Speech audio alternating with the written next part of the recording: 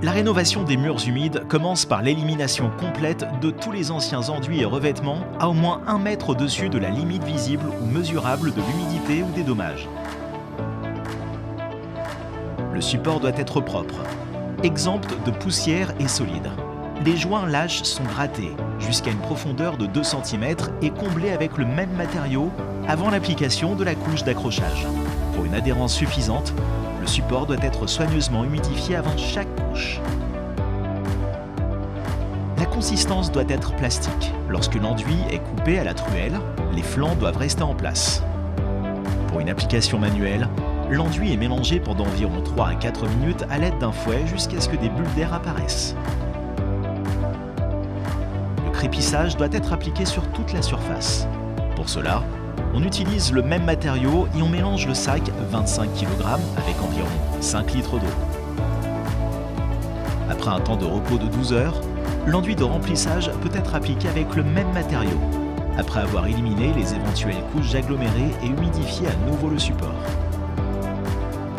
L'enduit de remplissage est mélangé à raison de 4,2 litres par sac 25 kg. L'épaisseur minimale de la surface enduite finie, y compris la couche d'accrochage, ne doit pas être inférieure à 25 mm. Pour cela, il faut environ 37 kg de mortier d'enduit par mètre carré. Les produits Aerius FP310 et FP340 peuvent être appliqués à la main ou à la machine. L'enduit de remplissage est lissé à l'aide d'une taloche ou d'une planche en bois, en appuyant toujours légèrement sur l'enduit. Ne pas appliquer plus de 20 mm par couche. Après environ 1 à 3 heures, l'enduit peut être brossé et feutré. La planche de feutre ne peut pas être trop humide. Sinon, il y a un risque de fissure superficielle. Si vous le souhaitez, vous pouvez appliquer un enduit de finition fin compatible avec le système après un temps de repos de 12 heures. Pendant la phase de séchage et de déshumidification de la maçonnerie, veillez à assurer une ventilation suffisante. L'humidité relative de l'air ne doit pas dépasser 65%. Lors des travaux extérieurs, protégez l'enduit des rayons directs du soleil et du vent. Après le premier processus de déshumidification, environ 3 à 4 semaines, l'enduit peut être recouvert d'une peinture compatible avec le système.